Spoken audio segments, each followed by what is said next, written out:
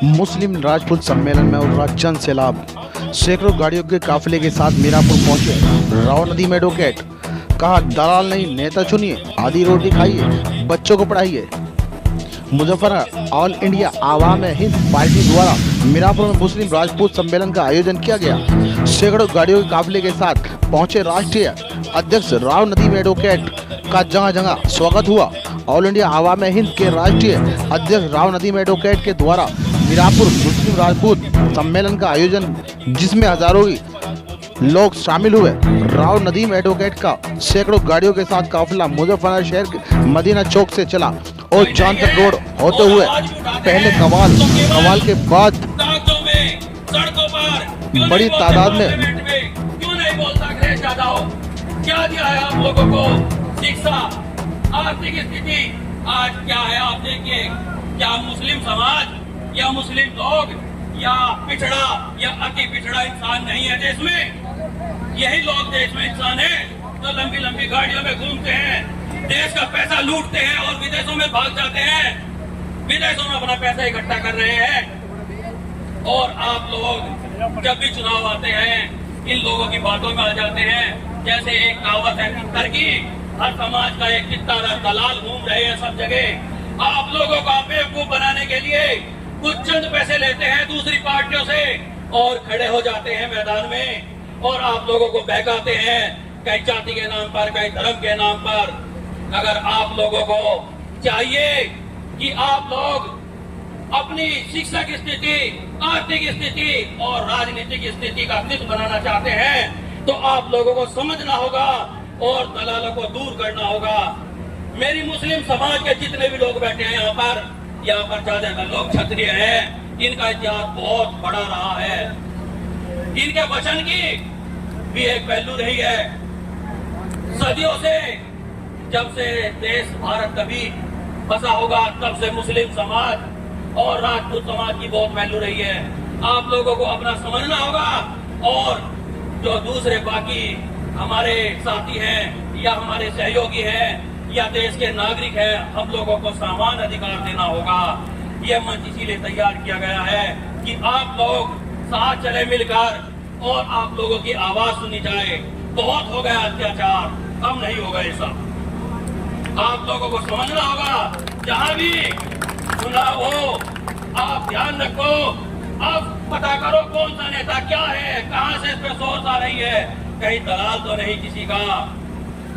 आप सोच समझ कर वोट दीजिए।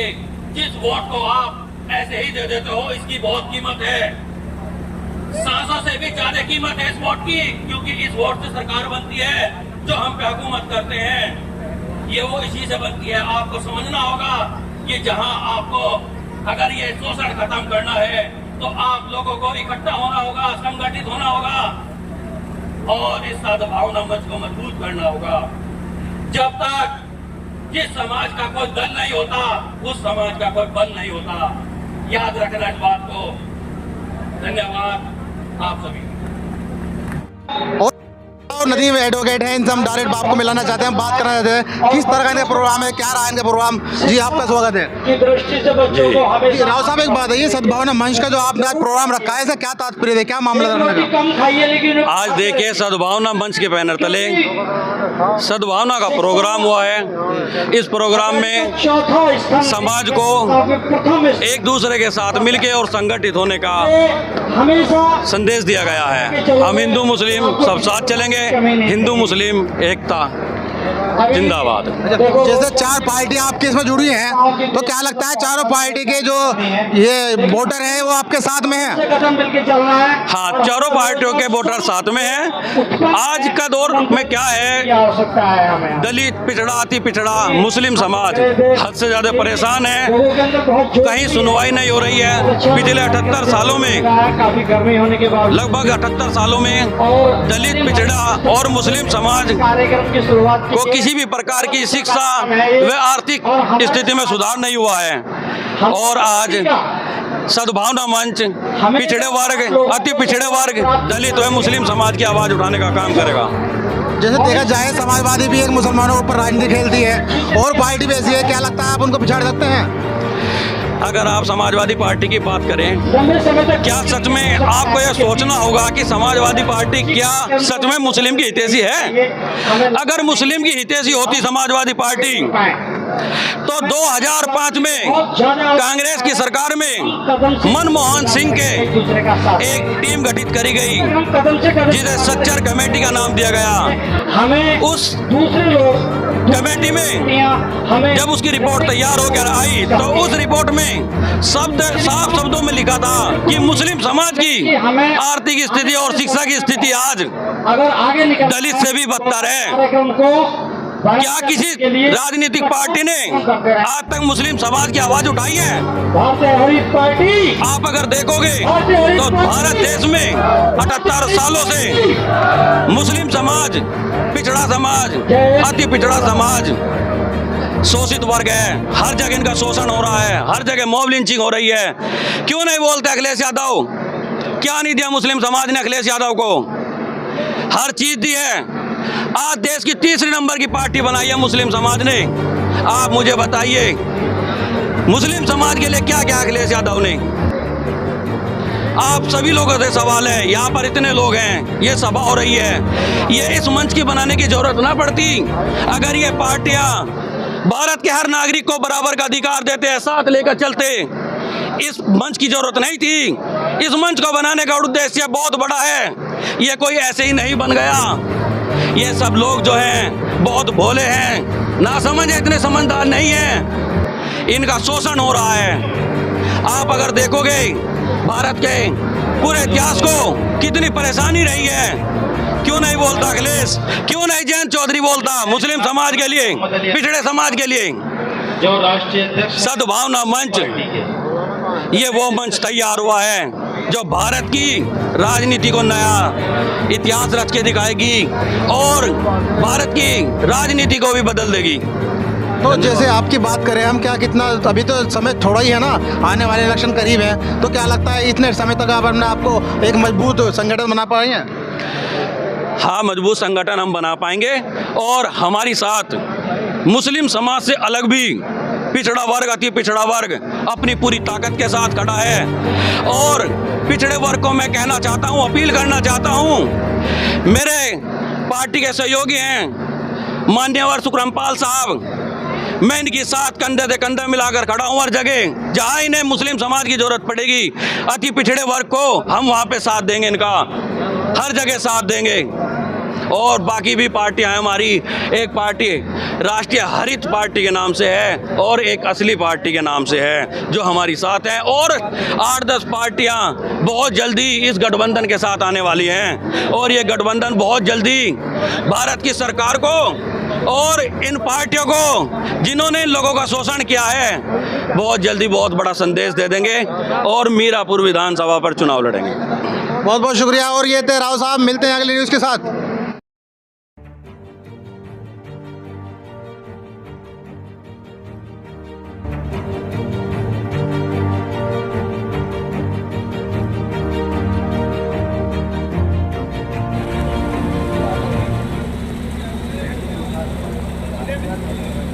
ये लोग जो खड़े हैं मेरे भाई, आप बात क्यों नहीं मान रहे हैं? आप बात क्यों नहीं मान रहे? अपनी पिरौठी को और अपने परिवार को पढ़ाई लिखाई में आगे बढ़ना है। तो मैं आपको बता देना चाहता हूँ, किसी भी कौम की तरक्की वो इल्म पर आधारित होती है। किसी भी कौम की तरक्की वो इल्म पर आधारित होती है। अगर जो भी कौम वो आपके सामने हिंदुस्तान की कोई सी भी कौम हो, जो भी कौम इस हिंदुस्तान में इल्म में, जो भी कौम हिंदुस्तान में इल्म में सबसे ज्यादा है वो सबसे आगे है। बहुत बड़ी बात है और ऐसा लगता है कि आप पूरी तरह मुकम्मल तौर पर समझदार हैं, वरना सही काम और बड़ा प्रोग्राम चल रहा है, आपको पीछे दिखाएंगे। अभी पीछे प्रोग्राम चल रहा है और मंच लगा हुआ है, मंच सजा हुआ है, बड़े बड़े पदाधिकारी पार्टी का आए हुए हैं, क्योंकि ये पार्टी आपस में 4-5 पार्टी मिलकर एक बड़ा संगठन बना हुआ है जो सद्भावना मंच के नाम से फेमस है। उसी तरह की मेहनत कर रहे हैं। कुछ लोग यहाँ पर हमारे साथ जुड़े हुए थे, इनको कहते हैं कि ये लग रहा है। जी, आपका स्वागत है।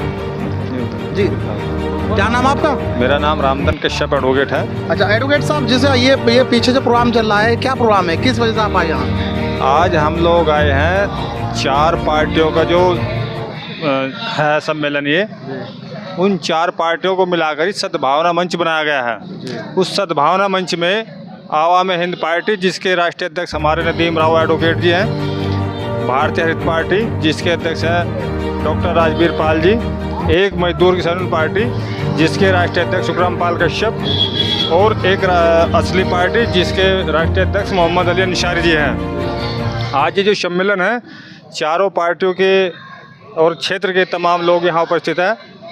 तो हम लोगों को यही मैसेज देना है कि आने वाले विधानसभा चुनाव में इस सद्भावना मंच के माध्यम से जो भी प्रत्याशी मैदान में होगा वो निश्चित रूप से विजयी होगा। तो हम सभी लोगों का यही प्रयास है कि ज़्यादा से ज़्यादा अपने सद्भावना मंच के जितने भी प्रत्याशी, जितने भी लोग जिस प्रत्याशी को उतारेंगे, तन मन धन से उसे हर तरह से हम सपोर्ट करके विजयी बनाएंगे और विधानसभा में भेजेंगे। जैसे हम पार्टी की बात करें तो कौन कौन सी ऐसी जो कौमें हैं जो आपके साथ में सपोर्ट कर रही हैं? ये मतलब दलित समाज, मुस्लिम समाज, कौन कौन से समाज है जो आपके साथ में सपोर्ट में खड़े हैं? इस पार्टी में हमारे जो आवाम हिंद पार्टी है उसके राष्ट्रीय अध्यक्ष नदीम राव जी हैं, और राव समाज से जितने भी लोग हैं वे सभी साथ में हैं, मुस्लिम समाज से और पिछड़ा समाज से, पिछड़े समाज से जितने भी पार्टी समाज, जितने भी समाज के लोग हैं, चाहे सैनी हो, कश्यप हो, पाल हो, प्रजापति हो, नाई हो, और ये तमाम साथी ये सब नदीम भाई के साथ में हैं। और ये पिछड़ा, विशेष तौर पर जो पेड़ा समाज है वो नदीम भाई के साथ में तन मन धन से खड़ा हुआ है, क्योंकि इस पेड़े समाज ने जितने भी पूर्व में जितनी भी सरकारें हैं, चाहे भाजपा की हो चाहे कांग्रेस की, वे उन सरकारों से उपेक्षित हैं, उनके हक अधिकार की बात नहीं की है। लेकिन नदीम भाई ने वायदा किया पेड़े समाज से कि वो हमारे साथ तन मन धन से साथ खड़े होंगे और हमारे अधिकार की बात करेंगे। और इनका कहना था कि नदीम भाई जो आवाम हिंद राष्ट्र के जो राष्ट्रीय अध्यक्ष हैं उनके बारे में बात करते हुए कुछ लोग और खड़े हैं, इनसे बात करते हैं। जी क्या नाम आपका? मोहम्मद अली ज़ैदी। जी अली ज़ैदी साहब, आप क्या कहना चाहोगे पार्टी के बारे में? आपका क्या पद है? आपकी क्या? राष्ट्रीय महासचिव आवाम हिंद पार्टी। अच्छा, तो आप राष्ट्रीय महासचिव हैं, तो आप क्या बता रहे हैं, क्या क्या आपकी फैसिलिटी, क्या क्या आपके जो मैन्युफैक्चरिंग है जनता के लिए, आप क्या क्या बना रखे हैं आपने? और जो आप इलेक्शन में इन्वॉल्व होते हैं या जीतते हैं तो आप क्या कर रहे हो जनता के लिए? जो पिछली पार्टियों ने दुर्भावना फैलाकर सत्ता हासिल की है, उस दुर्भावना को ख़त्म करने के लिए 4 पार्टियों के गठबंधन का नाम रखा गया है सद्भावना मंच। और सद्भावना से ये पार्टी काम करेगी, दुर्भावना को ख़त्म करने का काम करेगी।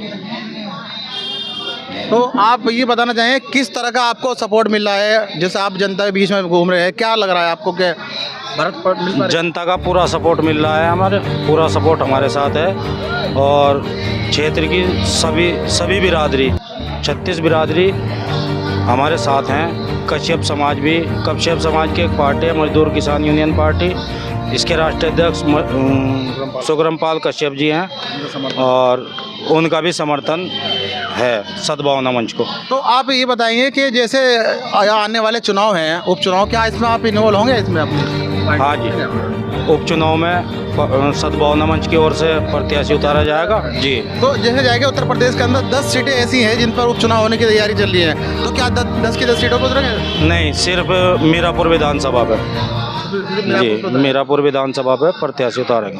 बहुत बहुत शुक्रिया। और ये थे हमारे ज़ैदी साहब, इन्होंने भी अपनी बात बताई। और कुछ युवा खड़े हैं, युवा से भी बात करते हैं, युवा क्या सोचते हैं। जी क्या नाम आपका? जी मेरा नाम कलीम है। जी कलीम भाई, आप क्या सोचते हैं सद्भावना मंच है, क्या इससे आपको बेनिफिट होगा? बिल्कुल बेनिफिट होगा जी।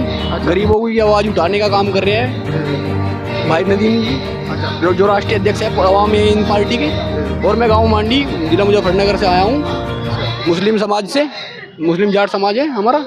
तो हम यहाँ आए हैं और बड़ी अच्छी पार्टी है, बट युवा नेता है और बढ़िया आवाज़ उठाने का काम कर रहे हैं, कोई दिक्कत नहीं है। और इनका भी कहना ये है कि आवाज़ अच्छी उठा रहे हैं, जनता की आवाज़ के लिए होते हैं। और कुछ लोग वकील साहब हैं, इनसे बात करते हैं। जी क्या नाम आपका? मांगेराम कश्यप एडवोकेट, राष्ट्रीय मुख्य महासचिव मजदूर किसान यूनियन पार्टी। अच्छा, आप मजदूर किसान यूनियन से। तो आप जैसे आप ये आवाम हिंद पार्टी है, इन सबको मिला के एक सद्भावना मंच बनाए हैं, तो आपकी किस तरह की यहाँ हिस्सेदारी है इसके अंदर?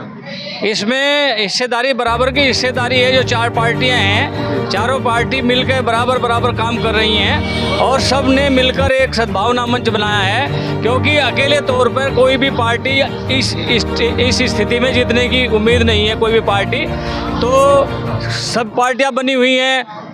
अब तक जो हुआ है कि ये 60% जो पीढ़ा वर्ग, जो हिंदू भी है मुस्लिम भी है, उसी की वोट पे सभी पार्टियां जीतती रही हैं। लेकिन वो बात, चाहे वो मुलायम सिंह रहा हो, चाहे वो मायावती रही हो, चाहे उसने इनकी ओर ध्यान नहीं दिया, तो उनकी वोट बस सिर्फ ये। तो हम चाहते हैं कि जिनकी वोट से ये सरकार बनती है उनके जाने चाहिए। देखिए अभी जो है अखिलेश यादव की सरकार बनी, बहुत वोट यादव को, लेकिन उसने जो है राज्यसभा में कौन भेजा? एक भी मुस्लिम नहीं भेजा। MLC बना एक भी नहीं बनाया, मुस्लिम ने बना, ना बैकवर्ड बना जिनकी वोट। तो ये हमारी वोट, जो पार्टियां बड़ी बड़ी पार्टियां हैं, वो वोट लेना जानती हैं, हमें कोई देना नहीं चाहती। तो हम चाहते हैं कि हम वहाँ बैठे, लखनऊ में बैठे, दिल्ली में, और जब हम वहाँ बैठेंगे तो सबको बराबर का अधिकार देंगे। ये सद्भावना मंच सबको बराबर का अधिकार देगा। हम किसी से नाइंसाफ़ी नहीं करने के, हमारा ये विचार है। तो हम अगर जो कश्यप समाज की बात करें तो आपके सपोर्ट में कितना कश्यप समाज जुड़ा हुआ है जो आपके साथ में आकर इसके अंदर इन्वॉल्व हो गया? देखिए हमारी जो युवा वर्ग है वो पूरा हमारे साथ है अभी। और अब कुछ जो जिम्मेदार लोग हैं अभी हमारे पास खड़े हैं, इनसे भी हम बात करना चाहते हैं। क्या समझते हैं जी? क्या नाम आपका? नाम मोहम्मद नसीम है जी। मोहम्मद नसीम साहब, आप जो आए हैं आज, तो क्या लगता है आप इनके साथ हैं? आज इनके साथ है, जब तो आए। अच्छा, तो ये पार्टी किस तरह ग्रोथ कर पाएगी? क्या लगता है इलेक्शन में ग्रोथ कर पाएगी? भाई इलेक्शन में ये कैंडिडेट देखेंगे अभी कोई लड़े तो। अच्छा, आप इनके साथ पूरे हैं? हाँ जी, पूरे दिलो जान से। और क्या जब आगे? अच्छा जी। और जैदी साहब से बात करें जी, क्या नाम आपका? अरमान नासिर जी। अरमान नासिर साहब, आप पार्टी के बारे में कुछ बताएंगे, किस तरह की पार्टी है? ये पार्टी दरअसल सर्व समाज की पार्टी है और इसकी सोच ये है कि कोई भी पार्टी सर्व समाज की बात नहीं करती, सिर्फ बिरादरीवाद की बात करती है। इसलिए एक ऐसी सोच की ज़रूरत है जो सर्व समाज की बात करे, दबे कुचलों को और वंचितों को साथ लेकर चल सकती हो, उस पार्टी की ज़रूरत है। उसी सोच के साथ हम लोग आगे बढ़ रहे हैं। राजपूत सम्मेलन का आयोजन किया गया है, क्या उद्देश्य है इस तरह का प्रोग्राम का आयोजन? देखिए आज सद्भावना बैनर के तले सद्भावना का ही प्रोग्राम था। ये खाली मुस्लिम राजपूतों का नहीं था, ये सद्भावना मंच है जो कि 4 पार्टियों से मिलकर बना है। 4 पार्टियों का गठबंधन है। इसमें सबसे पहली पार्टी आवाम हिंद पार्टी है, जिसका राष्ट्रीय अध्यक्ष मैं खुद हूँ। दूसरी पार्टी मजदूर किसान यूनियन पार्टी है, जिनके राष्ट्रीय अध्यक्ष माननीय सुखरामपाल कश्यप साहब हैं। तीसरी पार्टी राष्ट्रीय हरित पार्टी है, जिनके राष्ट्रीय अध्यक्ष डॉक्टर राजवीर साहब हैं। चौथी पार्टी असली पार्टी के नाम से है, जिसके राष्ट्रीय अध्यक्ष मोहम्मद अली साहब हैं। इन 4 पार्टियों का गठबंधन से एक मंच तैयार करा गया है, जिसका नाम सद्भावना रखा गया है। क्या किस तरह का मैसेज देना चाह रहा है? क्या प्रोग्राम है? मीरापुर विधानसभा को लेकर कोई आपकी पार्टी की तरफ से प्रत्याशी घोषित किया जाएगा? हाँ, बहुत जल्दी गठबंधन की तरफ से प्रत्याशी घोषित किया जाएगा मीरापुर विधानसभा उपचुनाव। अच्छा, राजपूत सम्मेलन के लिए आपने मीरापुर ही क्यों चुना? देखिए फिलहाल मीरापुर में चुनाव है और चुनाव जैसे ही आते हैं, बहुत टाइम से हम देख रहे हैं देश में सामान्य नागरिकता का अधिकार नहीं मिल पा रहा है। किसी भी पिछड़ा या अति पिछड़ा या दलित या मुस्लिम समाज है, देश को आज़ाद हुए 78 साल हो गए लगभग, आज तक इन लोगों को इंसाफ नहीं मिला। किसी को घोड़ी पे बैठने के लिए मारा जाता है, किसी को झूठे गोकसी के नाम पर फंसाया जाता है, किसी को केवल मुस्लिम है इसीलिए मॉब लिंचिंग की जाती है। कोई कानून नहीं है, किसी तरह का कोई प्रावधान नहीं है। इन सब बुराइयों को दूर करने के लिए ये मंच तैयार किया गया है। और ये मंच ऐसे नहीं है कि भाई कोई पार्टी बनाई ऐसे ही बन गया। ये मंच भारत की राजनीति और भारत का इतिहास बदल देगा और 2027 में ये मंच अपनी सरकार बनाने जा रहा है। आपने विपक्ष पर निशाना साधा है मंच से, तो क्या विपक्ष अपना सही से काम नहीं कर पाता? अगर विपक्ष सही काम करता, आप लोग मीडिया के लोग हो, सब लोगों को सब जानकारी है कहाँ क्या हो रहा है। अगर आप आज थाने में जाओ और आपके साथ कोई घटना हो गई, और अगर आप मुस्लिम समाज से हो या पिछड़े, अति पिछड़े या दलित समाज से हो, तो सामने बैठे वाला इंस्पेक्टर आपको एकदम देखेगा, यार ये तो किसी गरीब तबके से या गरीब समाज से है, आपकी कोई सुनवाई नहीं होगी। और जैसे ही ये पता लग जाए कि सत्ता का आदमी है, चाहे उसमें 1000 रेप केस हो, चाहे उसने देश का सारा धन लूट लिया हो, उसके लिए इंस्पेक्टर, दरोगा, एसडीएम खड़े हो जाते हैं।